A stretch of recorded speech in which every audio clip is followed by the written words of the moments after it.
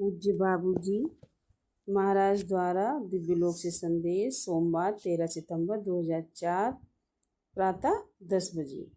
सेवा करने के आनंद को अपने भीतर विकसित होने दो और तुम्हारी उदासी को दूर करने दो। तुम सौभाग्यशाली हो कि इस अवसर पर तुम मेरे पुत्र के हृदय और मेरे हृदय के बीच की सूक्ष्म संपर्क सूत्र हो। प्रेम तुम्हें अति सूक्ष्म रूप में यहाँ से वहाँ ले जाता है। तुम समर्पण और पूर्ण विश्वास के साथ कभी मेरी ओर तो कभी मेरे पुत्र की ओर जा सकती हो, जिसके कारण संदेशों के आदान प्रदान का ये साधन पूरी तरह से सामान्य लगता है। हम ये कह सकते हैं कि तुम अन्य ग्रह पर जी रही हो। तुम्हारी माध्यम रूपी क्षमता जो एक परिष्कृत उपहार है, वह तुम्हें बड़ी सहजता से एक लोक से दूसरे लोक में जाने का साहसिक कार्य करने देता है।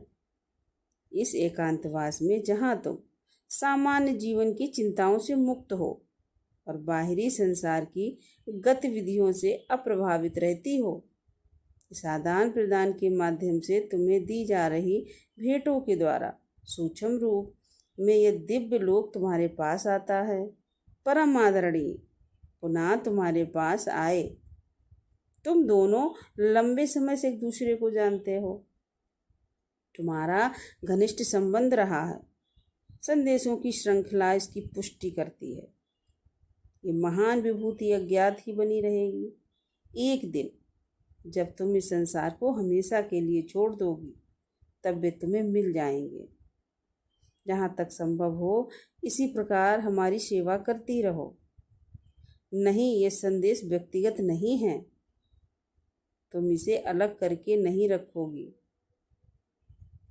जैसा कि तुम्हारे मन में विचार उभर रहा है। हाँ, इस संदेश का मनोभाव विशेष है। इस मामले में तुम मात्र एक पेंसिल नहीं हो। तुम अपने हृदय के आवेगों को दबा रही हो ताकि वे अब और उभर कर न आए। लेकिन जहाँ तक इस संदेश की बात है तो इसे अलग करके नहीं रखा जाएगा। मेरी प्यारी बिटिया, वर्तमान में सभी लोग इस बात को नहीं समझ पा रहे हैं कि अनेक ढोंगी लोग जीवात्मा जगत के साथ किए जाने वाले संचार के साधन को हम आंक रहे हैं।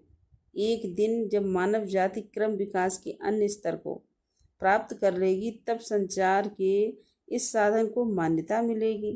घबराओ मत। हमारे भाई बहन अंततः इन संदेशों की विधि मान्यता को समझ जाएंगे। हम इन्हें व्यर्थ ही नहीं दे रहे हैं। ये हमारे मार्ग की गूढ़ संस्कृति का अंश होंगे।